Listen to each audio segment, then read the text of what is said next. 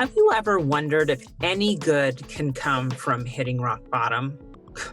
I know I have. Today I'm going to share with you 4 questions that will help you rebound from rock bottom stronger and better. Stay tuned. Welcome to Stories of Hope in Hard Times, the show that explores how people endure and even thrive in difficult times, all with God's help.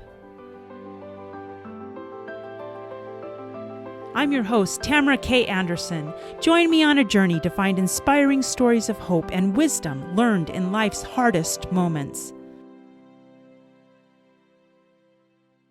Welcome to another episode of the Stories of Hope in Hard Times podcast. I'm Tamara K. Anderson, and on today's takeaway episode, I'm going to get a little raw and vulnerable with you because I'm going to talk about one of the most recent times when I hit rock bottom. And I say most recent because, let's be honest, I've hit rock bottom several times in my life. But I usually do pretty well staying strong and being able to cope with the challenges that are in front of me. But every once in a while, I break. And so I hope I'm not the only one. I know I've talked to many people who felt broken, especially this last year with the pandemic, because it was just added stress upon added stress upon added stress. You might even call it a perfect storm of stress that leads to brokenness. But I guess the thing I've been wondering about lately is it bad to hit rock bottom? And I know it's not fun to hit rock bottom because we often feel empty and broken and lost and alone and like we just can't go on. But can good come from it? And I'm here to tell you that good can come from it. First, let me take you back to September. It had been a really long year already. I mean, we'd been dealing with being quarantined for, about 6 months, and the kids were supposed to be going back to school, but it didn't look normal. And I think everything compounded on top of everything, including my son having a major hour-and-a-half tantrum the day before I broke down. And then that next day, he threw another tantrum when we tried to do something else. And I think that combined with everything else I'd been dealing with, trying to keep podcasting, trying to help my husband, who had recently lost his job. And also he had also just recently finished a master's degree program where he'd been working not only overtime with schooling, but I was carrying a lot of the weight of the family for about 2 years while he was doing this master's program. And I think my body just said, that's enough. If you're not going to take care of yourself, I'm going to shut down. So I really felt like my insides had cracked and that I was completely empty.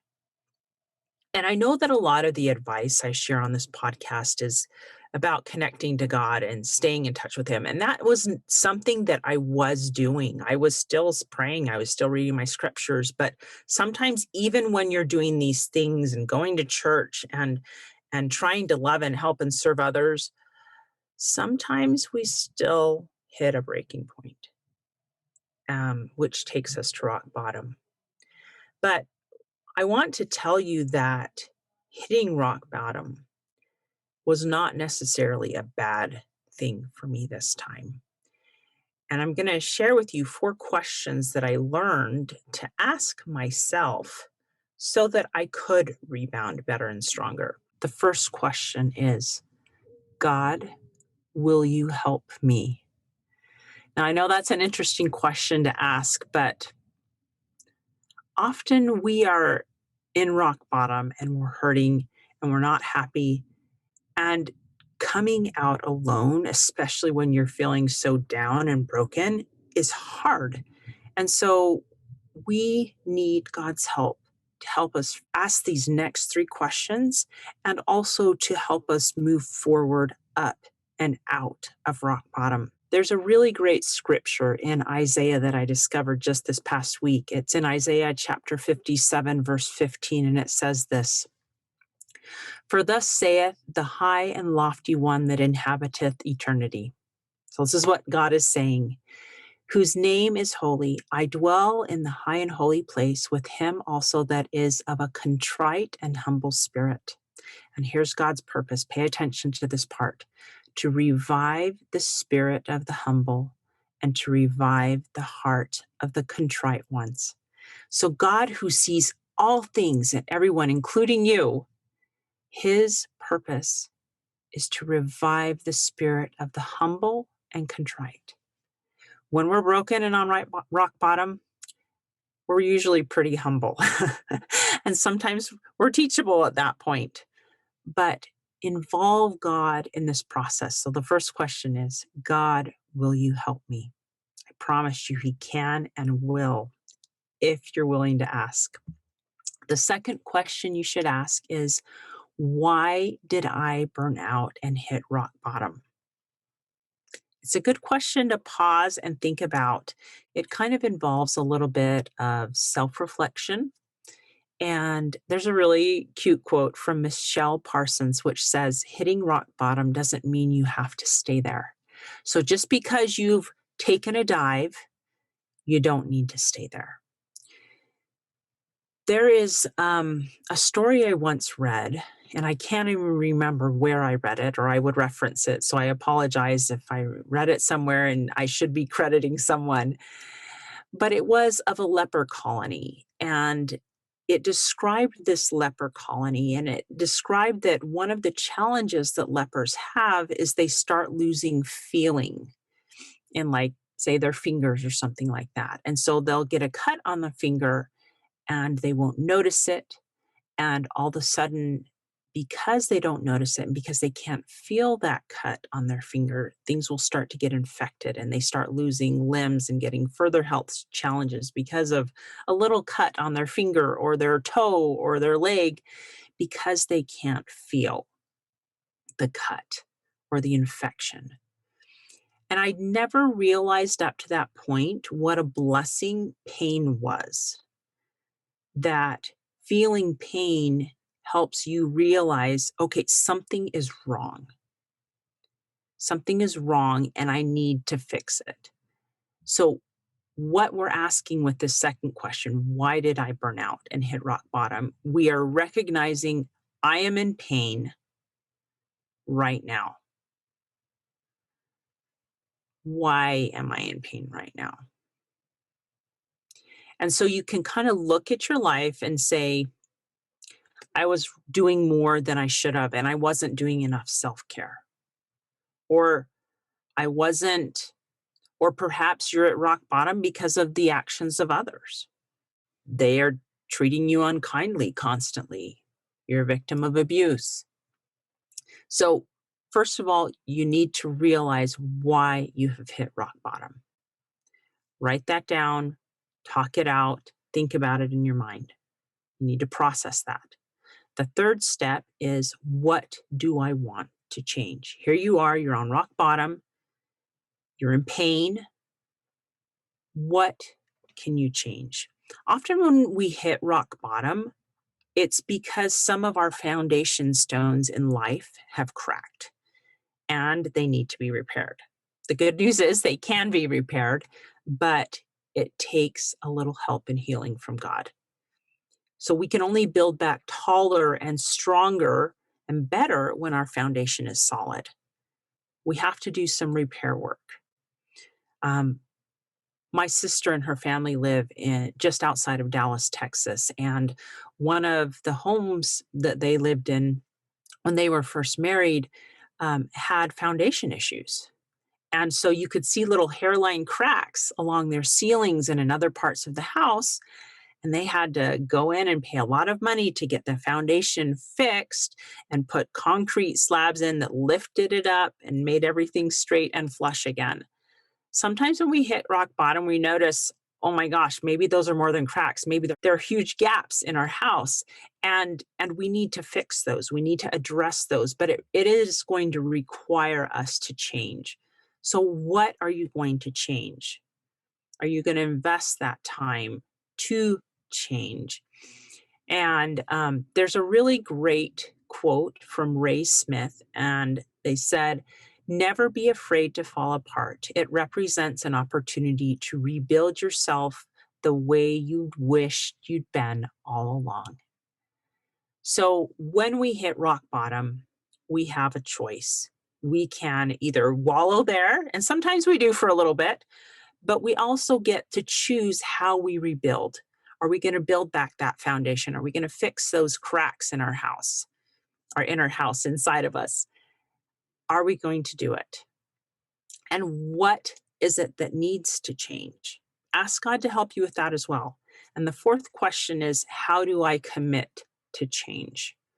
Because once we've decided why we burned out, what we want to do about it, we need to commit to change and hold ourselves accountable. Maybe you need to get an accountability partner that's going to quiz you every week and say, "Tamara, did you do your self-care this week? Because if you don't do your self-care, you're going to fall apart."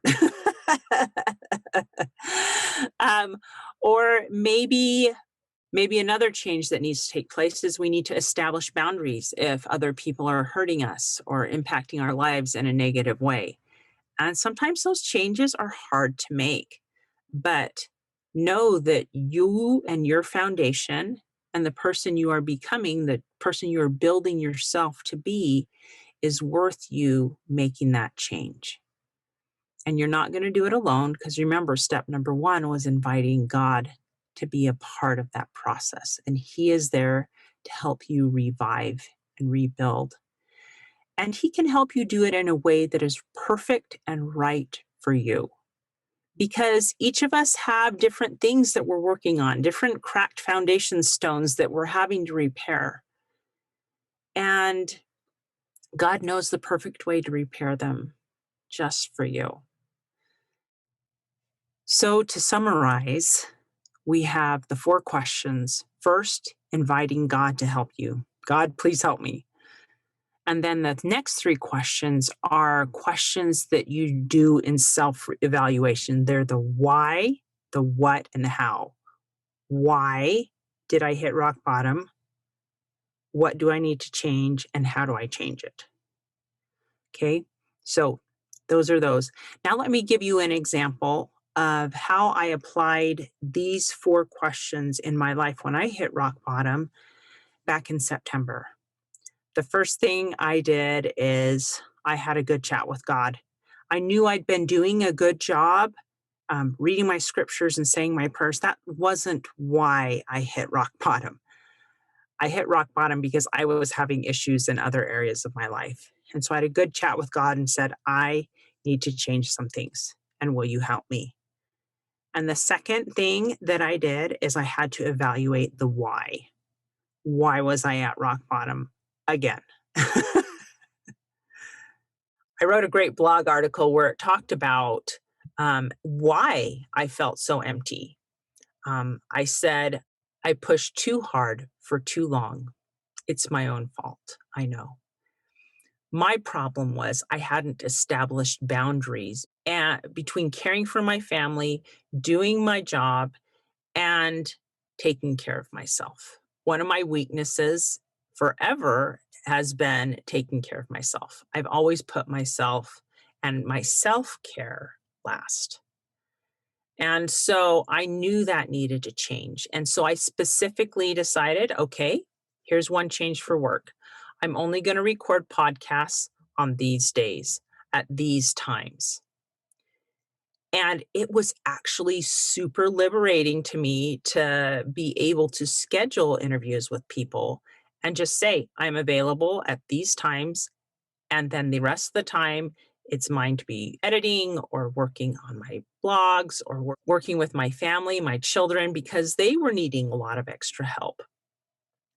And so it is okay when you're figuring out how to change to establish boundaries like that. That was one of the things I decided I needed to change. And so that my example just covered these steps. Why did I burn out?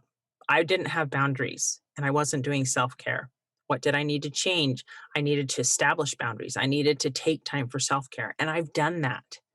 I've actually given myself permission, in addition to creating the boundaries, but also to do that self care, to take time on a regular basis to read a book or go on a walk or just do things that bring me joy, whether it's cooking a little bit fancier meal for my family because it allows me to use my creativity, or I've started a little herb garden in my basement that we actually harvested lettuce from just the other day for the first time, and it's been fun for me to do these things that bring me joy because when my soul is full, I'm much less likely to crash and break down. And so I committed. I knew what I needed to change. I committed to change it. And then I asked God to help me. Now, just because I committed to it doesn't mean that I haven't had some super busy weeks. Just a couple weeks ago, my schedule was frantic again. And I knew that when my schedule gets super frantic, I tend to maybe be a little more lax on those rules that I've established previously. And I did bend some of them. And I had to pause and realize, Tamara, if you keep going down this path, you're going to end up broken again. And so I have this amazing resource that I've created called my not to do list. And I'll share it in the show notes of today's program. But it's really great because it allows me to list the things that I'm spending time on and then decide which ones are the most important in my life. And then give myself permission to either eliminate, delegate, automate, change, or keep the things that I've listed there, but get rid of the things that aren't working in my life, that aren't helping me move forward. And so sometimes by doing these regular checkups with God and with myself, it helps prevent me from going down that same slippery slope and hitting rock bottom again. And so, my friends, for those of you out there that have the same tendency like me to burn yourselves out and hit rock bottom, my invitation for you today is to schedule and spend at least 30 minutes doing a self-evaluation, seeing if your life is out of balance. You can even go to my website and print off the not to-do list if you think that will help you, because it sure has helped me. So remember these 4 questions, perhaps before you hit rock bottom, or even and especially if you hit rock bottom. First, inviting God to help you. God, please help me. And then the next 3 questions are questions that you do in self-evaluation. They're the why, the what, and the how. Why did I hit rock bottom? What do I need to change? And how do I change it? One of the beautiful promises that God gives in Isaiah in the Old Testament is this: Hast thou not known, hast thou not heard, that the everlasting God, the Lord, the creator of the ends of the earth, fainteth not, neither is weary. There is no searching of his understanding. So even when you're weary, God is not. Continuing, he giveth power to the faint. That's good to know, right? And to them that have no might, he increases strength. But they that wait upon the Lord shall renew their strength. They shall mount up with wings as eagles. They shall run and not be weary, and they shall walk and not faint. So my promise to you is, even though you may be on rock bottom right now or have been in the past, sometimes it's a good thing for us to be there because it helps us realize we need to change. We need to fix that crack in our foundation. Maybe we need to eliminate some things. Maybe we need to add some things to our life. But God can help us fix those things and help us to have a sure and firm foundation so we can build back stronger and better and more confident and more powerful. And it's totally possible, guys. I've experienced this in my life. I can testify that God does help us through it. Yes, I've had to change some things. So just trust that wherever you are on your journey, whether you're going uphill or down, that God can help strengthen you and give you the resources you need or help you ask the questions you need to ask so that you don't go all the way down to rock bottom. But if you're there, that you can rebound stronger and better. Hope on, my friends. Hi, this is Tamara K. Anderson, and I want to share something special with you. When our son Nathan was diagnosed with autism, I felt like the life we had expected for him was ripped away, and with it, my own heart shattered as well. It's very common for families to feel anger, pain, confusion, and anxiety when a child is diagnosed. This is where my book, Normal for Me, comes into play. It shares my story of learning to replace my pain with acceptance, peace, joy, and hope. Normal for Me has helped change many lives, and I'd like to give this book to as many families as possible. We've put together something I think is really special.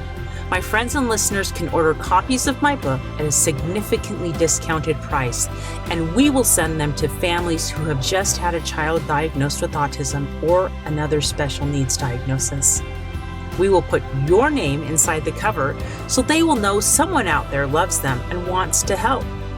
I will also sign each copy. You can order as little as one or as many as hundreds to be shared with others. So go to my website, tamarakanderson.com, and visit the store section for more information and to place your order. You can bless the lives of many families by sending them hope, love, and peace. Check it out today at tamarakanderson.com and help me spread hope to the world. Hey, thanks so much for listening to today's show. If you like what you heard, subscribe so you can get your weekly dose of powerful stories of hope. I know there are many of you out there who are going through a hard time, and I hope you found useful things that you can apply to your own life in today's podcast. If you would like to access the show notes of today's show, please visit my website, storiesofhopepodcast.com. There you will find a summary of today's show, the transcript, and one of my favorite takeaways. You know, if someone kept coming to mind during today's episode, perhaps that means that you should share this episode with them. Maybe there was a story shared or a quote or a scripture verse that they really, really need to hear. So go ahead and share this podcast. May God bless you, especially if you are struggling, with hope to carry on and with the strength to keep going when things get tough. Remember to walk with Christ, and He will help you bear the burden. And above all else, remember, God loves you.